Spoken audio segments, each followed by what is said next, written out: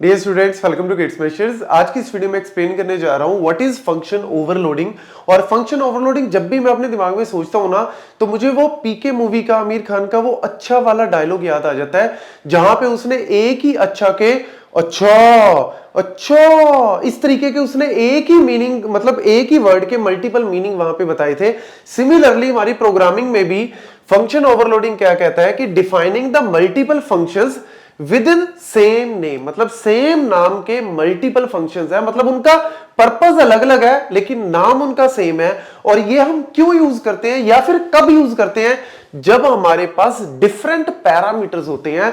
और दो mainly cases हैं फंक्शन ओवरलोडिंग के, कि जब हमारे पास पैरामीटर्स अलग अलग टाइप के हो, मतलब एक फंक्शन में अलग टाइप के पैरामीटर, दूसरे फंक्शन में अलग टाइप के पैरामीटर, तो वहां पे हम ओवरलोडिंग का कॉन्सेप्ट यूज करते हैं। या फिर दूसरा केस क्या है, नंबर ऑफ पैरामीटर, मतलब एक में लेट्स सपोज 2 पैरामीटर है, दूसरे में 3 है, लेकिन उनका पर्पस वही है, तो इस केस में भी आप फंक्शनल ओवरलोडिंग का यूज करते हैं। तो ये दो मेजर केसेस हैं और ये पॉलीमॉर्फिज्म कॉन्सेप्ट से भी रिलेटेड है। One of the important concept आपको पता है ऊप्स का, तो पॉलीमॉर्फिज्म भी तो यही कहता है कि भैया एक चीज के मल्टीपल यहां पे पर्पस निकल के आ रहे हैं, तो वही हमारा कॉन्सेप्ट हम लोग यहां पे इंप्लीमेंट करने की कोशिश कर रहे हैं। तो यहां पे देखो एग्जांपल, बड़ा सिंपल सा एग्जांपल है।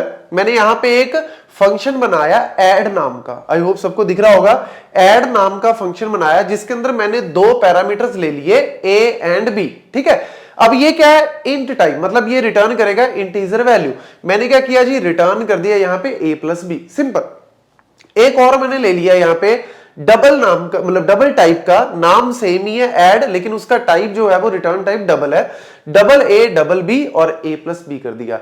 अब यहां पे मेन के अंदर आपको पता है कि जैसे ही मैं करूंगा सी आउट एड 5,3, तो यहां पे मैं इंटीजर वैल्यू दे रहा हूं 2, मतलब यहां पे मैं आर्गुमेंट्स में 2 इंटीजर वैल्यू ले रहा हूं 5 एंड 3। तो बाय डिफॉल्ट इंटीजर वैल्यू के केस में ये क्या करेगा, इंटीजर वाले के पास जाएगा, मतलब जिसका टाइप इंटीजर है उसके पास जाएगा। दोनों का सम जो है वो 8 रिटर्न करके प्रिंट कर देगा, सिंपल। और लेट्स सपोज अगर मैं देता हूं ऐड 2.5, 4.3, अब अगर मैं ये वाला फंक्शन यहां पे नहीं लिखता तो जाएगा तो ये भी ऊपर ही जाएगा, तो ये भी ऐड में ही, लेकिन ये क्या करेगा, इसको बाय डिफॉल्ट इंटरनल क्या कर देगा, इंप्लिसिट जो है वो आपका कन्वर्जन कर देगा।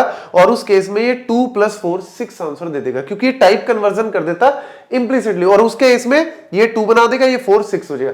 बट मैं क्या चाहता हूं, एग्जैक्ट आंसर आए, तो उसके लिए मैंने जो है वो डबल नाम का, डबल टाइप का यहां पे एक फंक्शन बना दिया है। तो यानी जैसे ही मैं इसको कॉल करूंगा तो वहां पे कंपाइलर देखेगा, रन टाइम पे नहीं, उसको पहले कंपाइल टाइम पे पता लग जाएगा कि 2.5 4.3 मेरा क्या है, यहां पे एक इंटीजर वैल्यू नहीं है, ये वाली वैल्यू जो है वो मेरी डेसिमल वैल्यू है। तो तुरंत यहां से मेरा कंट्रोल इस वाले के पास जाएगा, क्योंकि इसको पता है कि जब मेरी डेसिमल वैल्यू मेरे को डबल वाले में जाना, जब इंटीजर वैल्यू मेरे को यहां पे जाना। तो इस केस में आपके फंक्शन के नेम सेम है, उनका काम भी सेम ही है, सिमिलरली दोनों ऐड ही कर रहे हैं, लेकिन उसका टाइप जो है वो डिफरेंट हो गया, इस वजह से हमने इसको यूज किया।